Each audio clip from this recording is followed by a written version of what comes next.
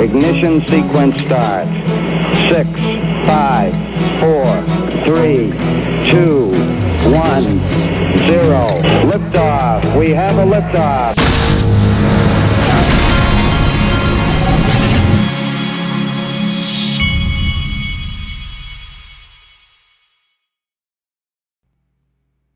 Hey everybody, this is the Digital Asset Investor, and there's a lawnmower going on in the background.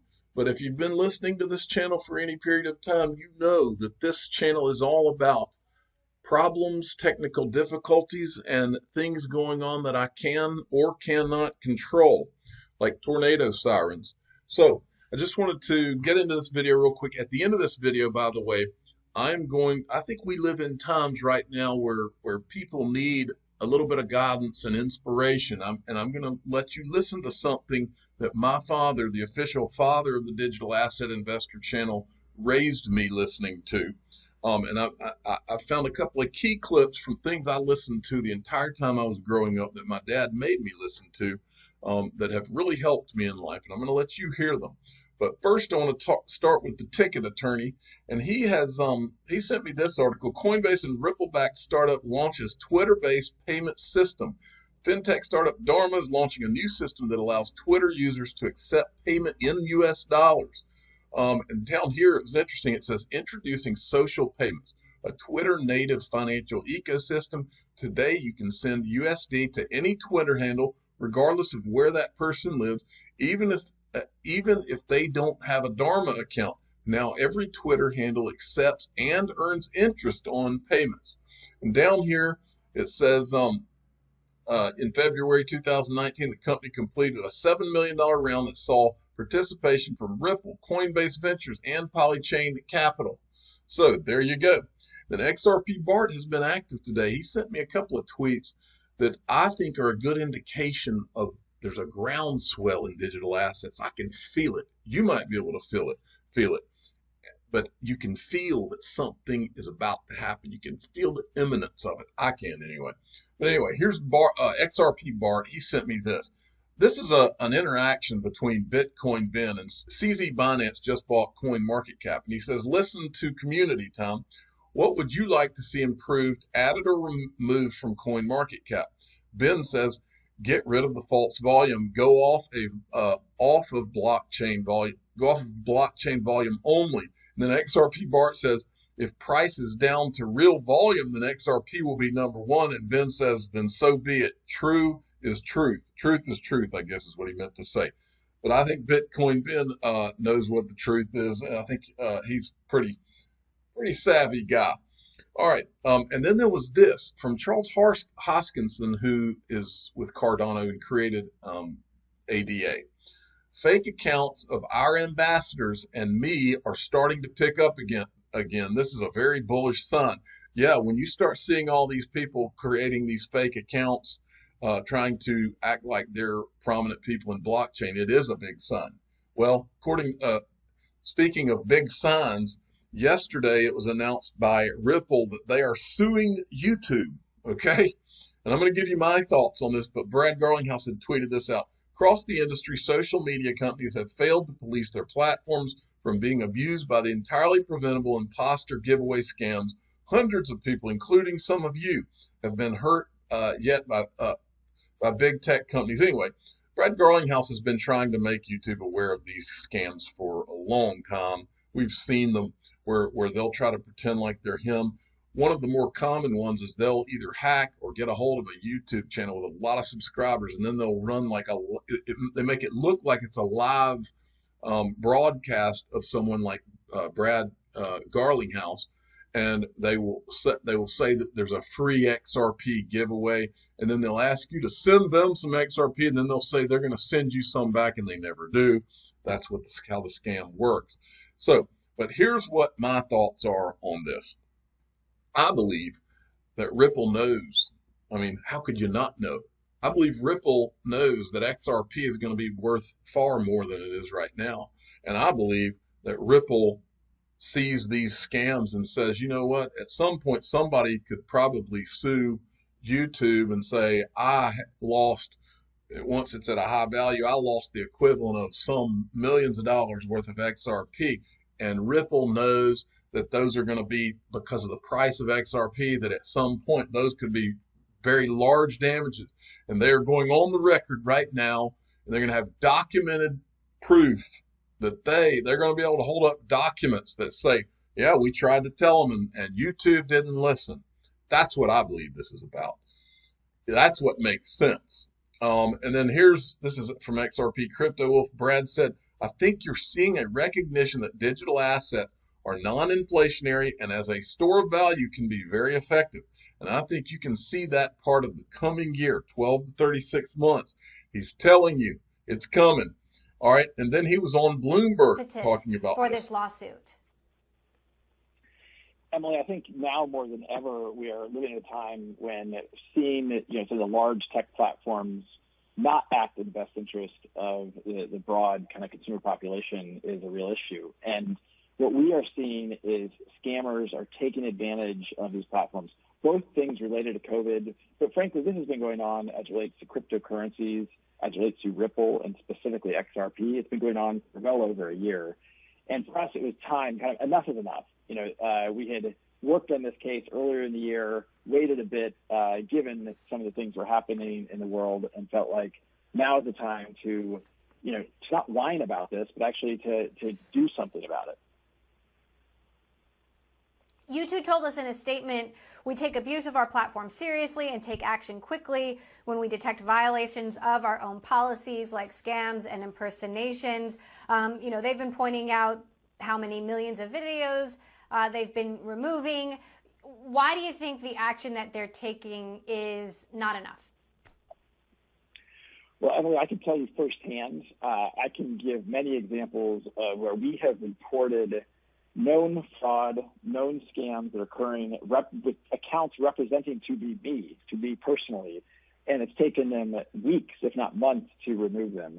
There have been times when we followed up 3, 4, 5 times, and we're met with resistance. And look, it isn't unique to just YouTube. This is happening with other players in the industry. But what you're seeing is scammers are going more to YouTube because they're the least effective at getting them taken down. So, there's many examples I could give. Even today, I sent out an email to all the employees at Ripple, and in my email, I included 2 examples that were live this morning. And I can tell we got their attention because during the course of the day, they took one of them down. So this is a known problem, and they have not been responsive. And I'm thrilled that even filing the lawsuit has gotten their attention a little bit.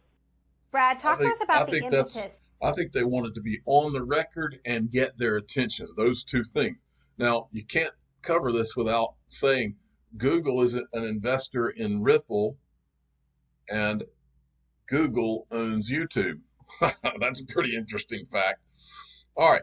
XRP Crypto Wolf, the Netherlands Central Bank is making a bid to become European Union's first proving ground for a central bank digital currency. A CBDC could promote diversity in the payments market in addition to making cross-border payments more efficient. And then got this from CStat, sent me this. And also Teo Seiko Carmona. So they both sent me this, so I decided to give them both credit. And this was from XRP Stewart. Miguel Vias, are you still working at Ripple? And remember, Miguel Vias was the head of the CME Group. All right, CME Group invested in Ripple. A year later, Miguel Vias, the head, did I say head of CME Group? He was the head of the gold desk at the CME Group. Then he left Ripple, which, by the way, he left Ripple. He left CME Group to go to Ripple, knowing that XRP could possibly be a security, and he just decided to risk his entire career. Apparently, that's what we're supposed to believe anyway. So, Miguel Vias, are you still working at Ripple? And then the reason they're saying this is because his LinkedIn now shows an end date of April 2020. November 2016 to April 2020. Well, the question here is there a mission accomplished going on with Miguel Vias? And then I tweeted this out. I wonder if Miguel Vias will be a node on the network over at PolySign Inc. That is my comment to that. All right, and then we've got this from Chinu Patel. Deutsche Bank Security Services Market showing the Corda settler using XRP for possible digital assets. Look, this is Deutsche Bank transitioning into the future of securities post-trade. And this is an actual diagram. Possible digitized assets, delivery versus payment. It's got XRP Corda settlers right there in Swift. I mean, again, is it time for my 7-year-old to draw a picture? But this is from Matthew Liney. Good stuff. Then we got this from Michelle Vandenberg. Sent me this. This is big time right here, folks. Big time. Of the 4, this is from R3, of the 4 platforms, only R3's Corda was identified as meeting NIST standards and therefore being able to be implemented in federal government projects. Wonder what kind of federal government projects they would be talking about. Well, here's an article from Forbes on this. Of the 4 platforms, only R3 Corda, well, if I can get it to come down, hold on. Only R3 Corda was identified, well, come on. If I can find where I was now, hold on a second. Here we go. Let me get rid of that. Of the 4 platforms, only R3 Corda was identified as meeting NIST standards and therefore being able to be implemented in federal government projects. And you can't make this stuff up, folks, because then we've got this. What is the only digital asset that runs on R3's Corda settler? Well, across the chain. So that's one good example that's been going on with the central banks. Another one is actually with my good friend from Ripple. So we built an interoperability tool called the Corda settler. It allows people to do business on Corda, create financial obligations on Corda. So on Corda, there is a record that says I owe you $200. And then reach out to other networks and settle on other networks. So the one that we built, it's an open source piece of code, it's a pattern that people can just download and tweak, but it connected to Ripple's testnet and it moved XRPs from one account to another one. And then based on when the XRP kind of settled, landed in the beneficiary's account, it came back to Corda and it said that obligation is now being paid. So there's different types of interoperability depending on what you're trying to achieve. But a couple of examples there. I think just to at a very macro level, I think if anyone believes that there will be one blockchain that will rule the world or one payment center that will rule the world, I think he or she is living in a fool's paradise. I think the need of the hour is that going forward with the different blockchains, different payment networks, and it's really the how you connect those networks, how you connect those ledgers, those blockchains, using an interoperative protocol, that really would be the future 5 years from now. All right, so XRP right now, no, it won't be the only one, but XRP is the only digital asset that works on that Corda platform right now, which tells you it's going to be a part of things. Now, I want to give a shout out. This is Leonidas' website. Go to xrparcade.com. Some of the best Ripple and XRP information you can get. He sent me this. Ripple joins Vast Mobility Coalition. And what this is Mobility Open Blockchain Initiative. It was formed 2 years ago in May 2008 in order to explore blockchain for use in a new digital mobility ecosystem that could make transportation safer, more more affordable, and more widely accessible. And so I typed this in, and what came up when I typed this in is this. This is IBM's website, introducing MOBI, the Mobility Open Blockchain Initiative. Now, Ripple has just joined this, folks. Now, look who runs this. MOBI's members include leading blockchain and technology startups and premier organizations such as IBM, Accenture, an investor in Ripple, and Consensus. NGOs and academic institutions such as the World Economic Forum and Blockchain at Berkeley are also involved. How do you like them apples, folks? All right, so anyway, the point is, and just so you know, there's a video that you can watch it's on the site that it's on Leonidas' xrparcade.com. I'm not going to play this video. It's about 3 minutes long. But Brad Garlinghouse a year or two ago, I remember a video where he brought up as an example of what's going to happen in the future. He brought up you being in a car in a traffic jam and wanting some of the cars to get out of your way and being able to pay them from car to car digitally with digital assets, and then they move aside and let you buy because you're late for work. That's the world we're heading towards, and you can see it right here. All right. And I like this tweet from the great Gatsby. He really, I'm not going to read the whole thing. I'm going to read the first part. He really outlines for you where one part of where all this is going. Explaining domestic use case for XRP again. So, say you want to sell your home, but with proceeds, you want 10% ownership in an apartment, 30% Apple shares, 20% gold, and the rest in USD. The Internet of Value using ILP would find the liquidity for you in one transaction. You wouldn't need to cash all of that out and then repurchase all that. The IOV could convert all in one smart contract transaction. This is how the system could use worldwide liquidity to find what you want. Add in market makers and you have an ecosystem. I'm not going to go any further through that. It's at Bamboo XRP. You can check it out. Now, folks, we are living through something that's never been lived through before. I believe we're living through something that's going to be worse than what the Great Depression was.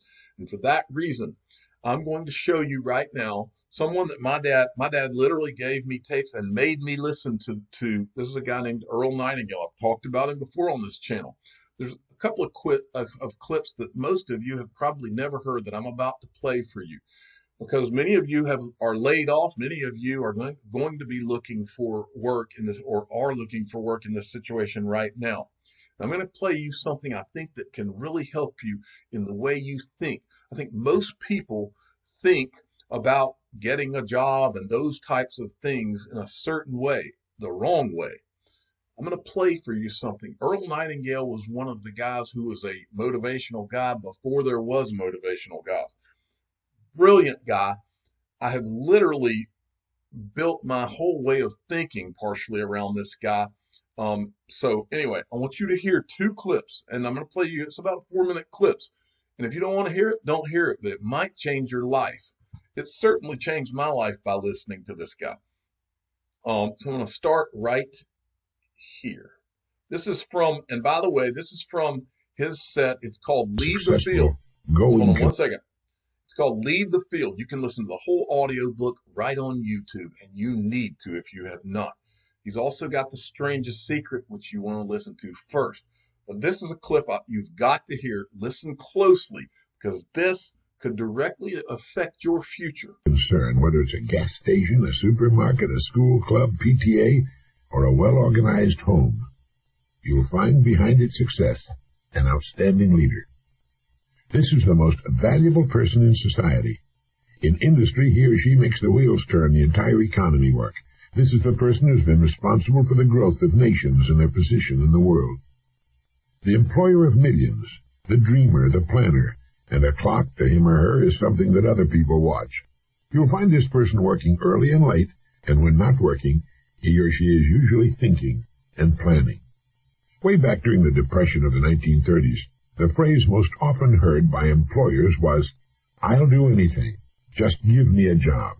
Millions were unemployed. Thousands of business firms had closed their doors, and outside employment offices long lines of people stood waiting for any kind of work. It was during this time in Long Beach, California, crowded to overflowing with thousands who had migrated there looking for work when there wasn't enough work to go around for the permanent residents, it seemed, that a friend of mine made an interesting discovery. He found that he could go to work almost anywhere he chose. Now, amazing as this may sound, it was absolutely true. It dawned upon him one day that the business establishments of various kinds were just as anxious to succeed as were the people looking for work. The owners and managers of these businesses were worried and concerned over the hard times which had descended upon the country, and a great many of them were looking for someone to come to their aid, the person who would somehow show up and solve their business problems. But all they heard was people asking for work and saying, "I'll do anything."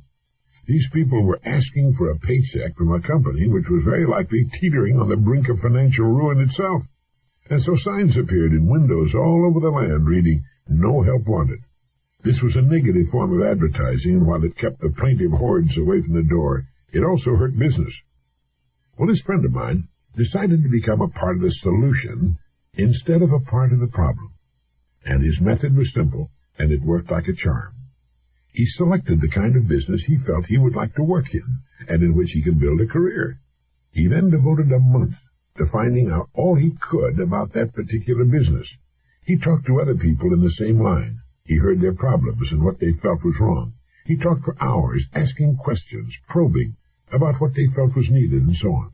He went to the public library and read everything he could find on that industry.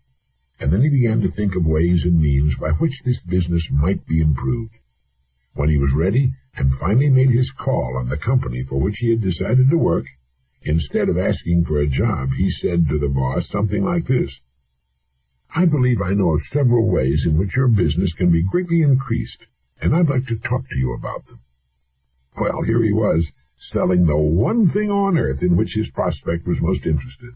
The fact that he knew a good deal about the business now permitted him to talk intelligently. He took a positive attitude, expressed a willingness to pitch in and help put the business on a sound and profitable footing. And, of course, that's right, he got the job. Millions out of work and asking for jobs.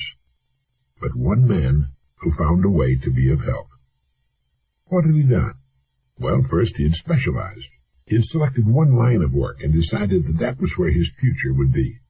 Now he had to prove himself, and he did.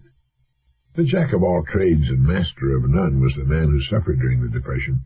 People who knew what they were doing and where they were going sailed through those Depression years just like a large ship sails through a storm. It wasn't as comfortable as it could have been, but at least the crossing was a success. At least they didn't founder. And okay, and there's one more clip I want to play for you, and it is here on. This is another part of the same thing, Lead the Field. And I really encourage you all to go listen to it. But listen to this and listen good, because I'm telling you, these are things that are lost on the world these days. And to go back and listen to some of these guys that are old school, these guys, it's infinite wisdom of the ages that people, and I fear for some in today's generation that have not heard these types of things. And that's part of the reason I'm playing it. Listen up, let it sink in, listen real close to this clip. Understand the principal law on which everything in the universe operates, the laws of cause and effect. This law has been written thousands of times by the greatest minds the world has produced, and as a result has appeared in many forms. For our purposes, it might best be put this way. Our rewards in life will always match our service.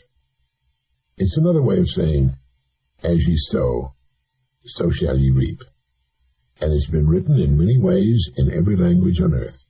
Sir Isaac Newton, in promulgating his laws of physics, put this one in this way: for every action, there's an equal and opposite reaction. In saying our rewards in life will always match our service, you'll almost always get general agreement. People will nod their heads and say, yes, that's certainly true. Then they will go their ways and never realize, for the most part, how close they came to a truth so great and all-enveloping that their every thought and action is affected by it. I like to think of this law in the form of a giant apothecary scale, a kind with a cross arm from which hang two bowls on chains. Now, one of the bowls is marked rewards, the other is marked service. Whatever we put into the bowl marked service, the world will match in the bowl marked rewards.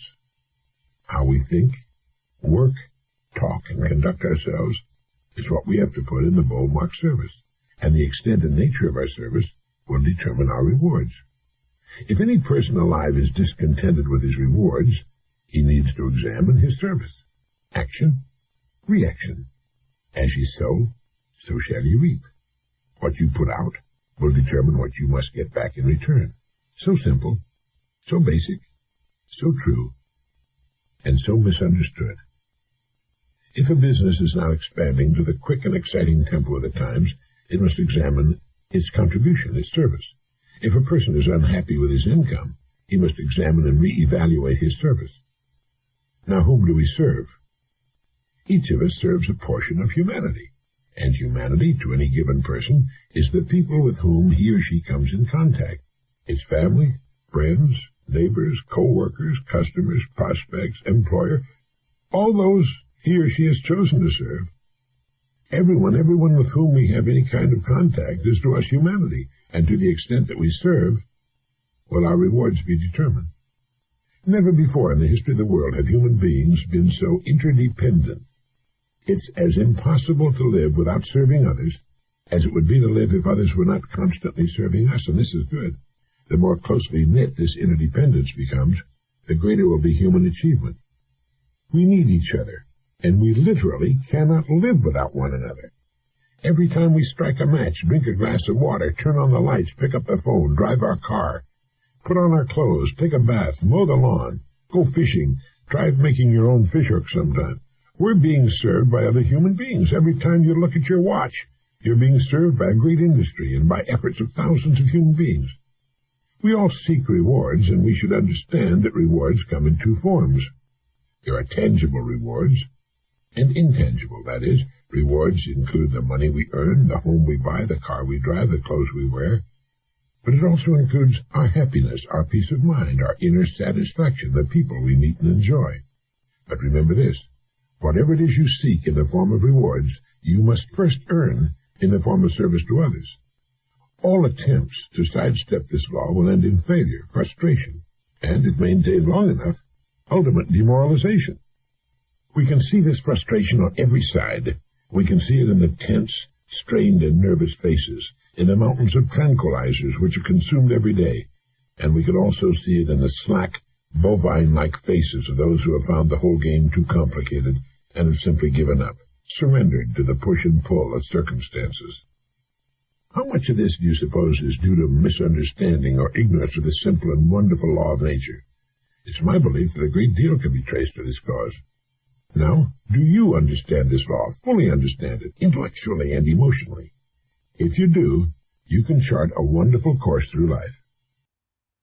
All right, that's what I wanted you to hear.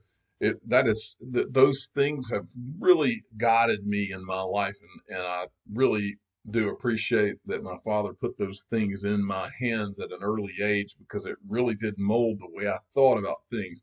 And ultimately, I was taught growing up, we don't make excuses for ourselves. We get up and we work our butts off, and we with the goal being to outwork everybody else. That's the way you have to approach life. I'm going to finish this video with a quote. It doesn't matter where you are coming from. All that matters is where you are going. The question for you, and that's a Brian Tracy quote, the question for you and most people is that they've never even written down where they're going. They have no goals, and so they're just blowing in the wind. I tell my sons this all the time. If you don't know where you're going, then how are you going to get there? So I encourage everyone to write down where you're going, because once you write it down, it's called a goal, and it'll put everything in motion for you. I'm the digital asset investor. I'm not an investment advisor. This is for entertainment purposes only. Please subscribe and hit the like button. Tell your friends and family that you know where you're going, and write it down. Thanks for listening.